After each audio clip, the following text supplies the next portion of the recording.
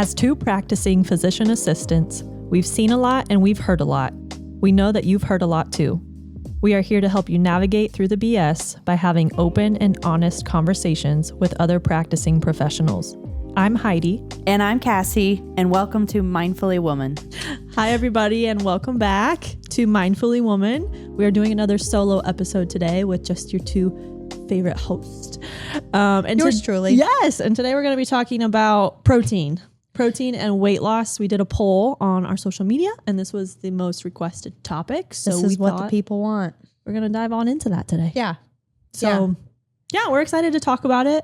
By no means, like we always say, are we like traditional experts in this, but no, we've done enough research. We know enough about this, especially like from a clinical medicine standpoint, and what's good information to know and what's good information to stay away from. Yeah. Or bad information. Sorry, that came off wrong. And then also from personal experience too, like what, we've played around with it quite a bit ourselves, and then the different stages of our life and different physique goals and things like that. So I feel like we do have personal experience that can also be helpful. Yes. And at least can commentate on. But of course, by no means does this replace actually talking to a healthcare provider about your specific situation, or even seeking out a nutritionist or a dietitian. They can be extremely helpful and make you more consistent with your dietary changes. And to a personal trainer is fantastic. A lot of times personal trainers will give you exercise routines, but can also help with the nutrition side of things as well. So then you can reach your goals. Diet recommendations. Yeah. On that note too, I do want to point out, we are talking, of course, a lot about like protein intake and higher protein intake. So this is not a great episode for those that have kidney disease or kidney failure, because that is something that we would recommend avoiding and talking with your healthcare team about too. So just kind of keep that in mind too, if you're one of those people. Yeah. But yeah, so let's dive in. Let's talk about protein. Yeah, let's do it. Actually, I'll say one thing then about the kidney disease. So there's a huge thing going around about creatine. And creatine helps with protein synthesis and like muscle building. The byproduct, or what you pee out, is creatinine. Mm-hmm. So if you have kidney disease, taking creatine supplement can make your creatinine worse, therefore your kidney function worse. So just going to throw that out there, because a lot of social media influencers right now are saying, oh, take 1 gram of creatine or a scoop of creatine every day. If you have kidney disease, you really should not be doing that. So a great point. That's my soapbox, but we can move on now. All right. So what is protein? That's what everybody wants to know. Like, what is protein? What does it do for our body? How does it work? The fancy scientific term of it is that it's just a complex molecule made up of multiple different types of amino acids, which are very important for our body's ability to function and repair and recover itself on a daily basis. And this is something that we need on an every single day basis. It's one of 3 major macronutrients. So there's protein, there's carbs, and there's fats. And we're solely focusing on protein today, although the other 2 are still relevant, but we're not going to go into that soapbox. Mm-hmm. Mm-hmm. Outside of that, one big thing people also think of too is like, what can it do for me, and how can it kind of help with weight loss or my goals or things like that? I think we're going to be talking a lot today too about the way you ingest protein also is very relative to like your activity level and your lifestyle. And I can probably speak for both of us to say that we are big advocates on strength training and weight training to get the most out of your protein intake too, to help build the muscle and help it synthesize the best to increase your metabolic rate, and to help you also burn that stubborn fat that you are wanting to get rid of as well too. Mm-hmm. Mm-hmm. So yeah. Yeah, I definitely always advocate to patients, the more muscle you have, the more your body the more calories your body needs to maintain, I suppose. That's a very roundabout way of saying it. but your metabolism is faster at baseline when you have more muscle, because that muscle requires more energy to function. And so protein helps with repairing that muscle after a good workout. It helps maintain that muscle once you do gain it. Helps support bone health just by those muscles pulling on your bones. And keeps you full. And yeah, it does keep you full too. So the more, if you focus your meals more around the protein first, then you'll find that you will be fuller. So then you don't eat so much of the other stuff as well. Yeah, definitely. And of course, like our main audience here is these wonderful women. So let's talk about like how hormones play a big role when it comes to protein intake. So our hormones are ever changing. We've talked about this. We've established that fact. We know that that's a thing. But we have big hormonal changes, of course, in that perimenopause to menopause time. And that's when we are, like Cassie alluded to, with maintaining muscle, that's when we are losing a lot of muscle. We're losing muscle mass. Our bone density is decreasing too, because we don't have as high levels of estrogen as we used to, which in turn causes this kind of domino effect of losing your muscle mass. So we need protein to build and maintain both our muscle mass and bone density and metabolism and everything that she just pointed out. Because our muscle loss starts really at age 30, which is young. Yeah. And it just continues over time. It does continue over time, and it just gets worse and worse as you age. I think I saw you lose 3 to 8% per decade. So that starts at 30, and then it really ramps up in your 60s. Like, goes through the roof by age 60, which is even more to the fact of, like, that's, I would assume, for a person that's not really doing much of anything. They're just kind of living life and not paying attention to diet and exercise. So that's why we want to have these conversations now, especially like with younger women, or even women that are in menopause right now too, because you can flip the script and you can help yourself better than maybe what you are doing right now too. So absolutely. And it's a normal part of aging.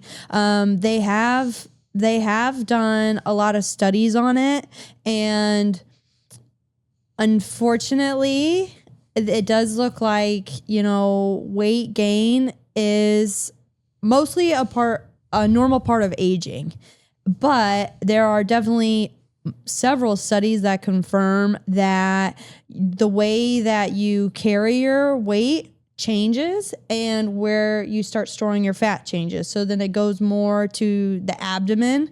And so menopause belly is a very real thing. But with that, you also lose your muscle mass. So you start to put on more fat versus more muscle.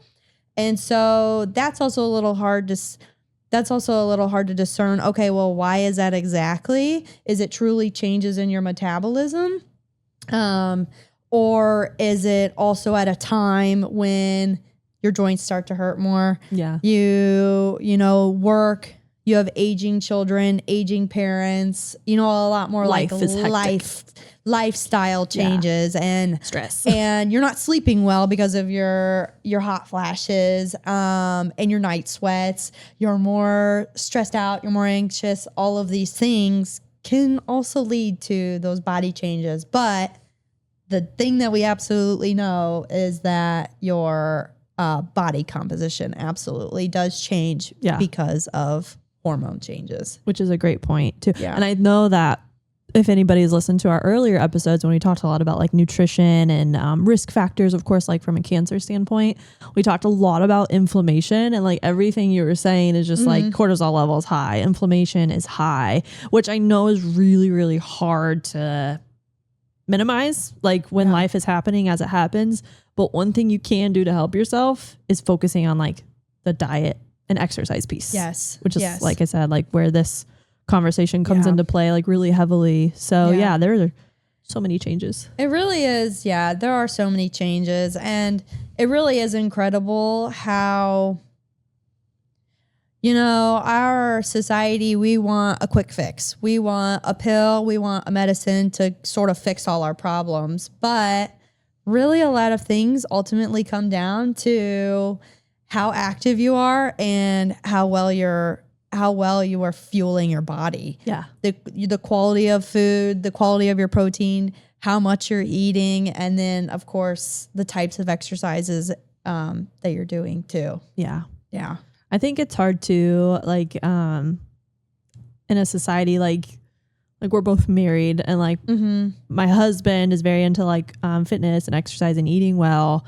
And it's hard to make like comparisons to men because men's body types are so much different than women. So he can go work out for 2 weeks, eat healthy for 2 weeks, and he loses 10 pounds and looks toned and sharper, where I'm just like, oh my gosh, this is taking really me not fair. 4 months. But the way that we are, like you said earlier, our composition is so much different. Yeah. Our hormones are so much different. Our metabolism and metabolic rate is so much different. Yeah. And also body types makes a huge difference too, which we're going to get into in a little bit. But just the way that we are shaped genetically and just how it is. But well, even too, if you're still ovulating, your hormones play a role in your strength training too.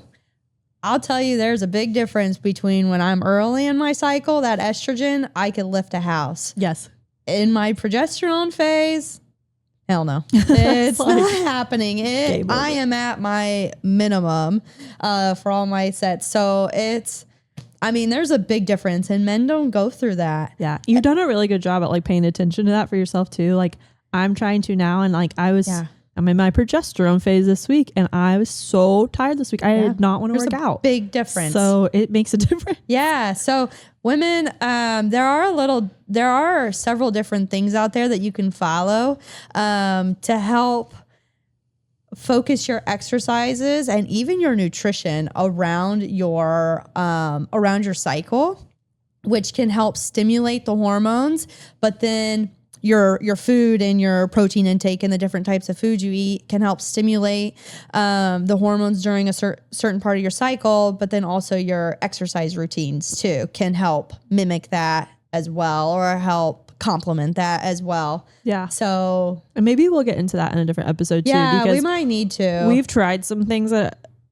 we've maybe trialed and failed on, but absolutely, I think that'd be a good thing to talk about too. Absolutely, like from a fasting standpoint and things like that. Yeah, and it really does play body type and all of that really does play a role. And discipline. And discipline. To me, honestly, that was the biggest thing. Discipline is like, yes, it's just hard sometimes. Yeah. Like these bodybuilder women, they are extremely disciplined.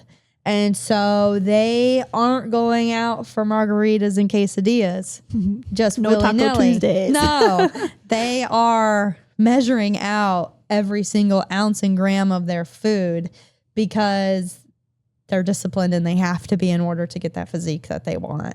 Which is good to have goals and to be disciplined. Yeah.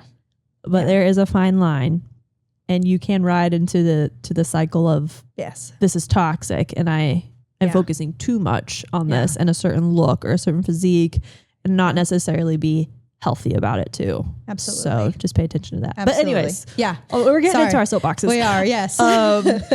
Let's talk a little bit about protein. We've talked a little bit how that works with hormones. How much protein do we need? What is the recommended, daily amount of protein an individual needs? So if we're talking about just daily functionality, sustainability, just to live really well on a normal daily basis, the U.S. has recommendations, and it's called the RDA, the Recommended Dietary Allowance.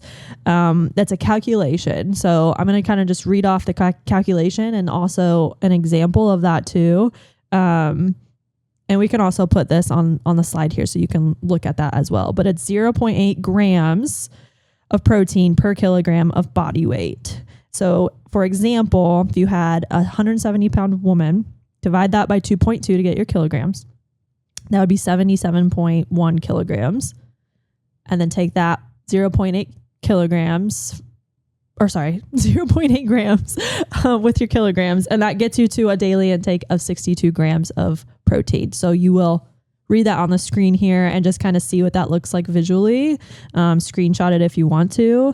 But that's just like the bare minimum, the daily amount that we're supposed to have. That's you just existing on the couch. Yes. For your daily bodily functions. Now, if we're talking about physique goals and the weight loss and wanting to get to a point where you are losing with that, or wanting to build muscle, we do need to bump that protein intake up more. And this range can vary. It can vary by your body type as well too, and also can vary by your activity level. But I would say like roughly that calculation is going to be anywhere between like 1.2 to 1.8, maybe sometimes a little bit more. Grams of protein per kilogram of body weight. Higher end based on body type, and also based on like muscle endurance and strength training and how hard you're pushing yourself in the gym and trying to build your muscle more intensely as well too. Yeah, the top end of that, with doing more of the strength training and wanting to build like muscle, is like 2.2, 2.2 grams per kilogram. So that will get you closer to the 1 gram of protein per ideal body weight. Yeah, per ideal body weight. So say if you weighed 170 pounds, that means 170 grams of protein. So that is like the max.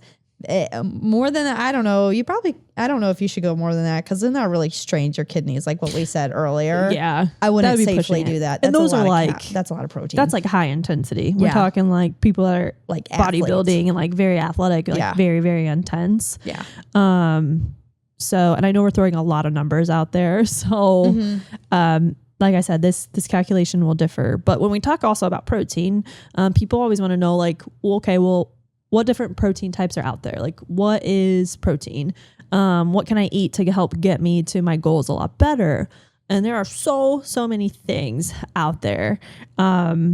So, the big ones we think of are meat. We've got the chicken and the beef and turkey, eggs, egg whites, soybeans, tofu, regular beans, lentils, quinoa, yogurt, Greek yogurt, dairy, a whole slew of things, salmon, fish, and then you get into like seeds and nuts. So, like almonds and pistachios are kind of the more clean and healthier nuts to focus on too, which also has a good amount of healthy fats. So with that being said too, we need to weigh. You have to know how many ounces you're eating to know how many grams of protein that you're getting. And this is where getting like a food scale is a really good option, which are very affordable. They're very cheap. They're available at most any grocery store you'd ever go to.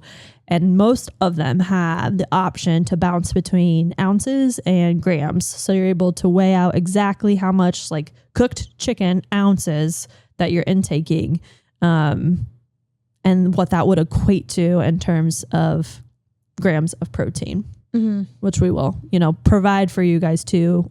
To look at, general idea, and screenshot that as well. So you roughly know how many grams is like per ounce of what you're eating. Yeah. And protein also shakes and powders, I guess, is another. Yeah. And I'll throw out there too that there are some foods that are high in protein, but they're also high in fat, or maybe they're okay in protein, but they're much more higher in fat. And so fat has the highest caloric amount or calorie amount. So almonds are great, but they have a lot of fat in them too. So if you're on a weight loss journey or a fat loss journey, then you got to really pay attention to what those calories actually mean, because you're really not getting a great amount of protein for how many calories you're actually eating. Yeah. If that makes sense. So sometimes those higher fat foods aren't fantastic, or eating them in moderation, depending on what your calorie intake needs to be. Yeah, like I would not rely on that for your protein intake at like a meal time. I would just use that as a supplement to get your good healthy fats in. Or if you need like a little trickle of protein, in a yogurt bowl or something, use it like that, and really, really, like Cassie said, pay attention to the serving size, because you can go hard in the paint with grabbing handfuls of trail mix, and then by the time you know it, you're 500-600 calories in the tank, and you don't even know it. Guilty as charged. Cashews. I do it all the time. But it's hard. So like, you just got to pay attention and know like, oh crap. The fats can really sneak up on you because, you know, we've all been there. That indulgent trail mix. Kroger. And Aldi. peanut butter. Yes, that it'll get you. And so it's protein, but there's so much more fat in it that's where you can really get yourself in a sticky situation, and where it's like, this weight's not coming off. What's happening? It's like, well, maybe you should reevaluate your sources. So that's where trying to get the lean meats, you can eat red meat. Just pay attention to like how much fat is in that red meat, trying to get as lean as you can. If you can get grass fed beef, if you could buy it from a farmer, that's even better. Or deer meat, it really, the leaner the meat, the better. That's why so many fitness folks say chicken, fish, white fish, turkey, things like that. And just like knowing your sources, like, where is this coming from? Where was this grown to? I mean, that's another soapbox, but yes. Very, very important to pay attention to. And I will say too, the difference between a chicken breast and a chicken thigh. Chicken breast has, chicken breast, and maybe we can put it up on the screen, has higher amount of protein and lower amount of fat. So then it's overall lower calories. But chicken thighs are arguably very delicious because they have a higher fat content. I actually did not even know. I didn't pay attention, but I never eat chicken thighs. I always eat chicken breasts. They're so good. Or like the tendies. Yeah, so that darker meat, the chicken thighs or like even dark meat for turkey, it's because of the fat content. That's why it's so delicious. Fun fact. Good to pay attention fun fact. to. So if you tend to eat all of those dark meats, it's higher in fat. And so it's more calories. Good to know. Yeah. So sorry about that. But I love chicken thighs. I will die on that hill. I'll continue eating it. Love some trail mix. Yeah.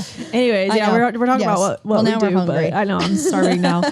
But let's go into body types. So body types, like we talked about earlier, can make a big difference also in how we function, how we process protein, how we exercise, and what types of exercise may work better for us or not. So there's 3 main body types.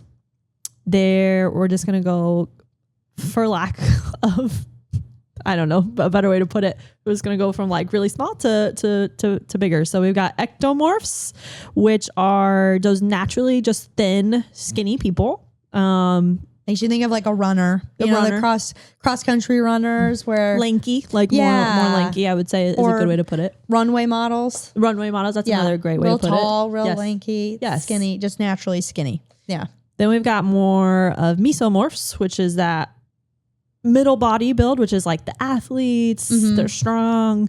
Their shoulders are a little bit wider than their hips than anything, and they just got that like muscular look to them. So I guess, like a lot of athletes look this way. Simone Biles. Yeah, Simone Biles. That's a great way to put it. Even like the heavy duty like track runners too, like in the Olympics, like they've got that look to them as well. Yeah.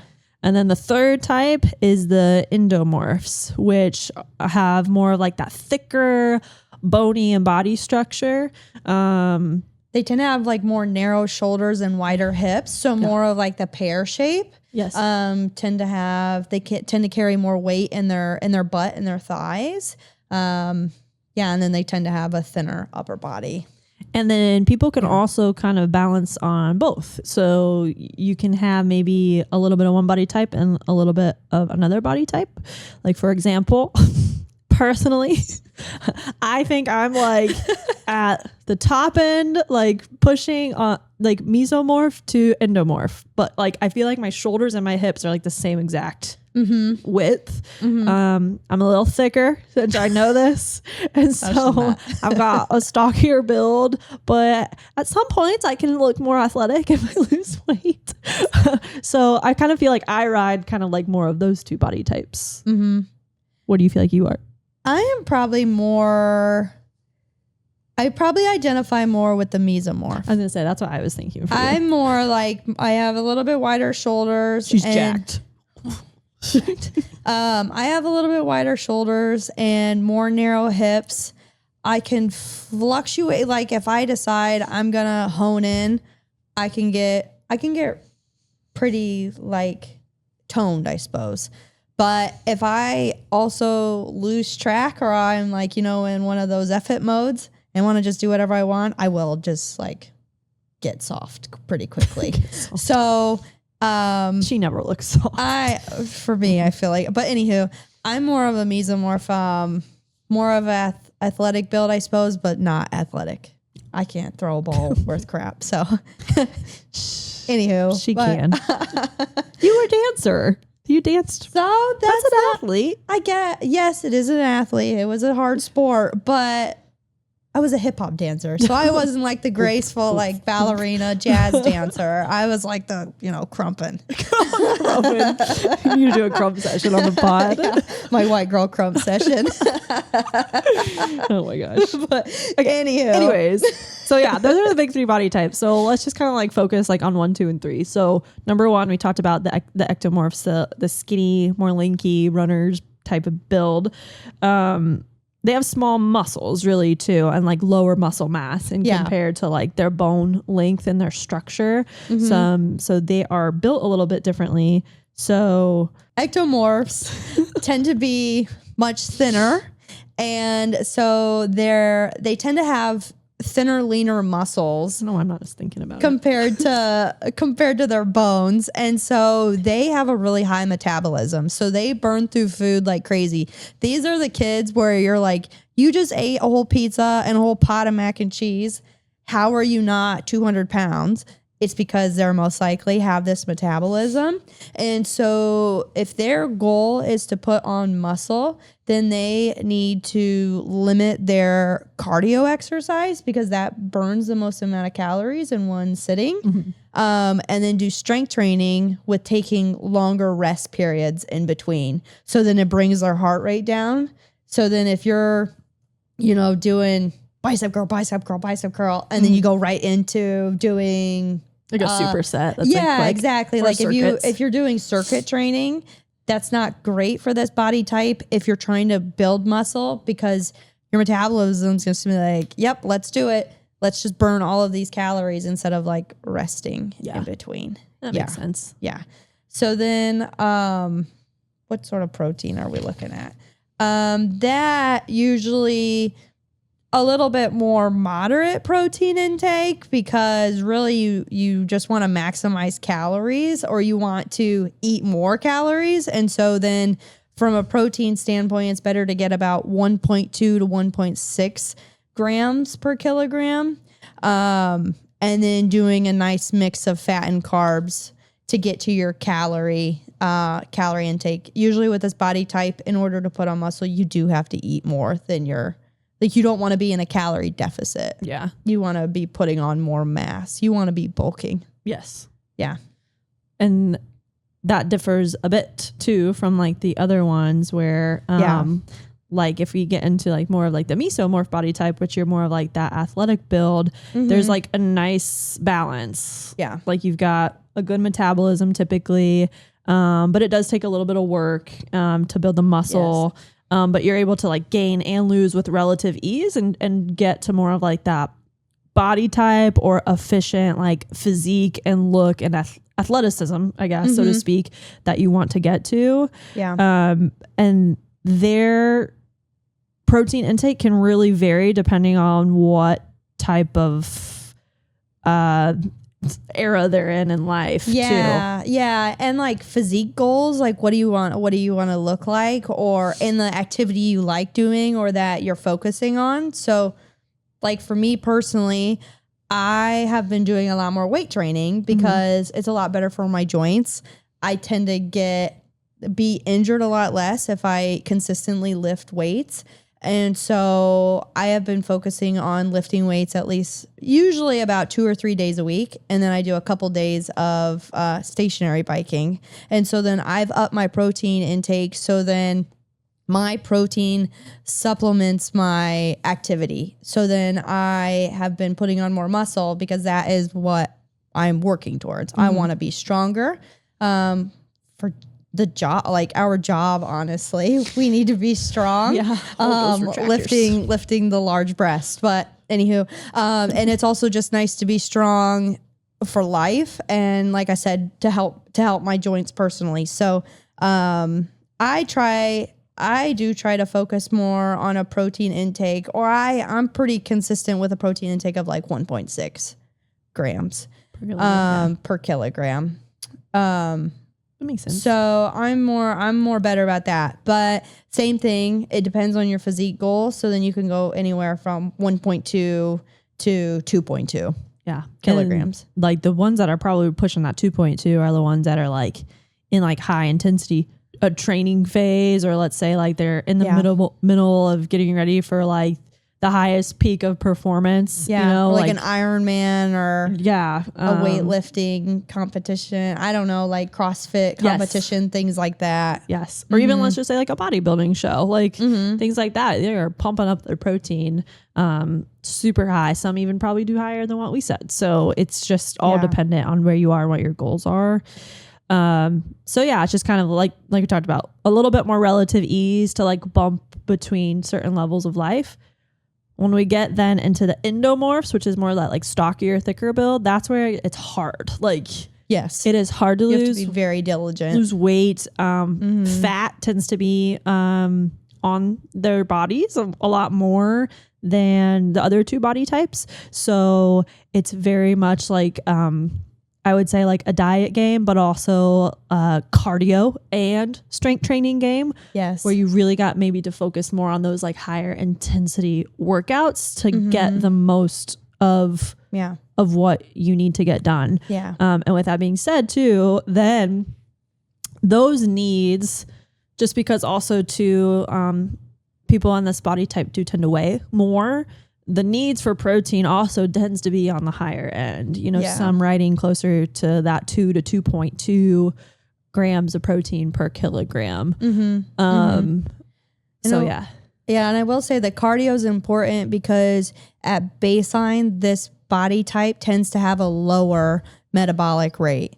And so that's where that cardio will get that heart pumping more, so then you can burn more calories. And then strength training is important too, because then putting on muscle will help that basal metabolic rate or that resting metabolic rate come up as well. So then hopefully at some point you don't have to be, you know, pushing so running your tail end off all the time. And so kind of like where we started, you can fluctuate a little bit between body types, but this at least is a general guideline for where you can start and where you can really kind of hone in to help decide on a plan or decide on, okay, what sort of physique goals do I have? What am I willing to do for an activity? How much protein am I really going to be willing to eat? And so there are a lot of different resources online for these different body types and how to make specific lifestyle changes to help gear these body types towards your goals. And so, yeah, this is just a pretty basic outline to help with that. And also too, I will say it might take some trial and error. So, absolutely. Like Cassie talked about like her with her, like what works for her and like what she's doing now too. And how I said earlier, I kind of ride between mesomorph if I'm like super fit, probably I would say, but probably more so endomorph on most of the time, because I have had to do like for example, I was in PA school and I did high intensity. I'd say you were like training cardio bunny, like I was to like get to that mesomorph, a T25 hit like every single day. Would also then go to the gym, do extra cardio, would lift with it a little bit as well too. And I really, really had to push myself a lot to boost my metabolism and get to where I want. And yeah, I did lose weight, but then I was really bad at then maintaining it, like getting into that maintenance phase. So I know what I need. Like I know I need to do more cardio. I know I need to do high intensity exercises. It's just pushing yourself and getting there. And like moving and moving your body as well too. So just kind of recognizing like maybe what type of body you have and what will work best for you to get to a point that's maintenance. And it takes time. This is not going to be an overnight thing. It takes a lot of time, and your body changes so much. You go through different stages of life and stages of stress and different dietary changes and hormone changes. And so it takes time. We're talking like months to years. Yeah. Like not even like 3 months. Like, yeah, you'll probably see changes in 3 months if you pay if you really start doing diligent work. But like, you know, if you feel as though you're pretty overweight or obese and you are struggling, like give yourself grace. This is going to take probably 2 to 3 years to really get to where you want to be. You did not gain this weight overnight. Exactly. It took time. And so you really, like she said, I love it. You got to give yourself grace because it, you know, the really good changes, the changes that will stick, they take time. And so anything that comes quickly won't last. Mm-hmm. And that's like kind of on the point too, of like crash diets too. Like people want to do so many things, or, you know, we talked about this before, the juice diet, the keto diet, like all these kind of different things. Don't get me wrong. There are like maybe some good things out there that are more sustainable, like things like the Mediterranean diet or something like that. But doing something like hardcore to make you lose weight quick, it's not sustainable. Like this is a lifestyle change, and this is a diet change, and just doing the healthy habits and making the changes.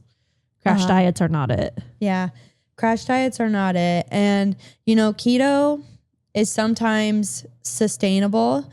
However, the biggest issue with keto is that you end up eating a lot of meat with fat in it. And so then you end up getting a significant portion of your calories from fat. Yeah. And so then that's not always great for people. I did see that this can be more helpful in endomorphs, the more pear-shaped body type, because the fat and the protein is more better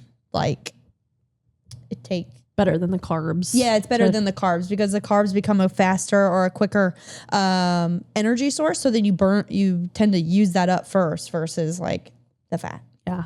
And too, like with the keto, sometimes like people may be like, oh my gosh, then I can eat like this bacon, cheese stuffed piece of sausage, like all these things that actually isn't not healthy for you either. Like when you think of it in the long run, like, especially if you have heart disease, like your arteries, high blood pressure, high cholesterol, family history of heart disease, none of that's good.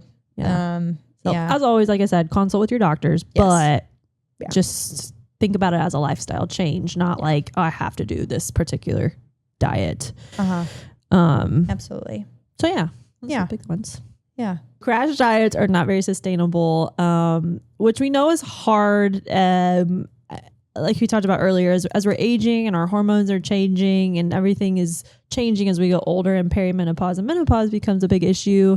You know, we personally do see women that struggle with weight. Absolutely. Those that are overweight, and, you know, more obese. And they struggle with symptoms too, related to those changes in hormones, and like the, like hot flashes, depression, mood swings, difficulty with weight, you know, in general. But there was a recent study, and I think you put the data in here too, that losing 11 pounds can improve your hot flashes by 30%.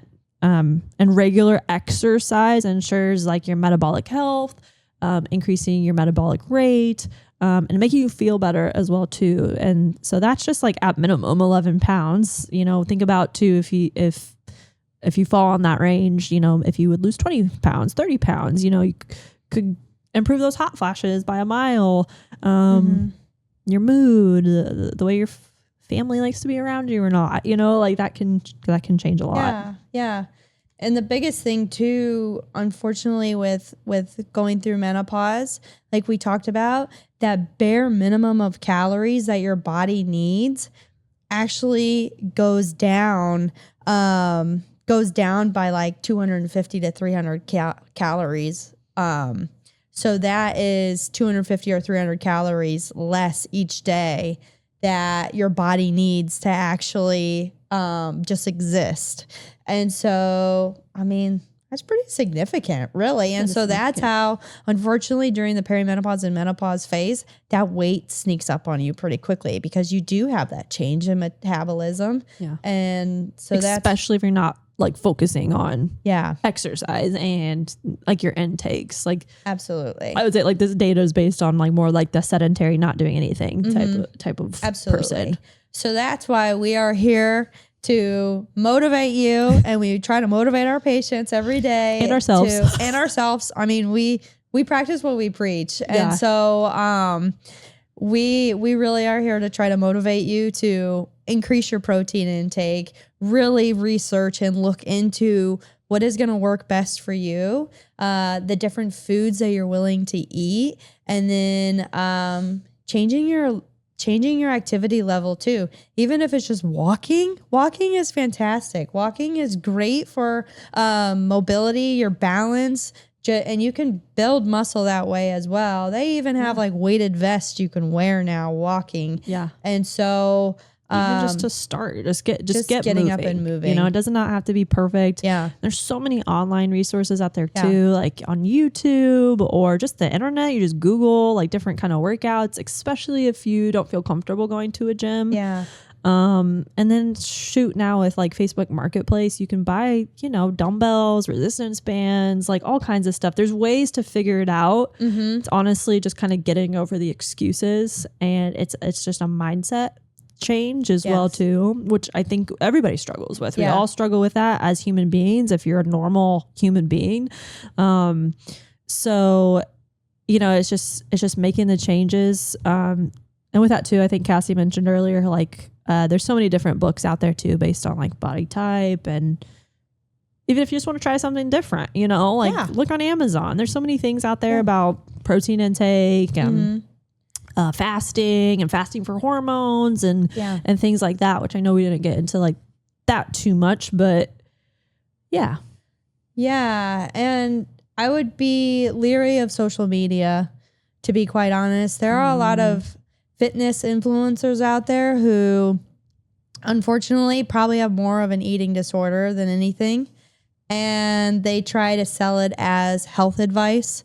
Or there's just a lot of information out there that's just not right, or it's not truly healthy or sustainable.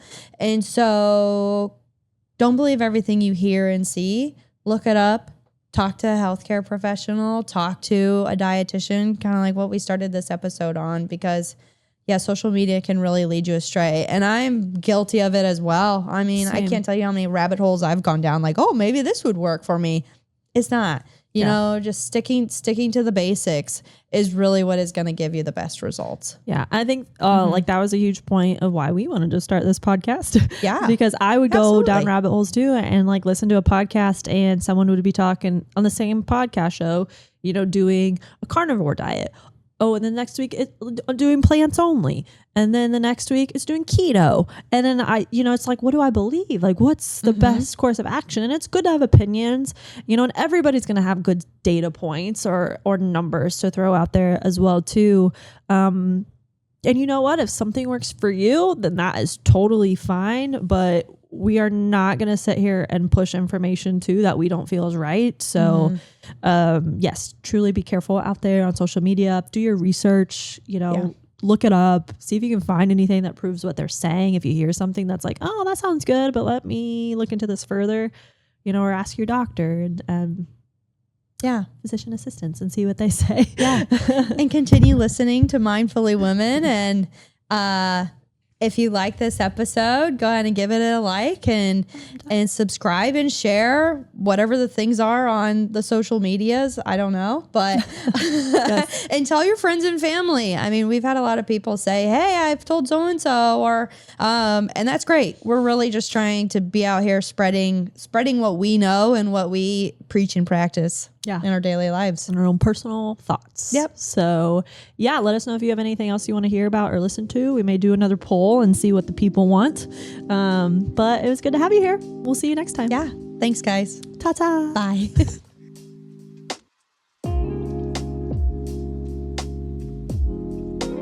The information that you hear on this podcast is not a substitute for medical advice. As always, please seek out personal care and advice from your medical team.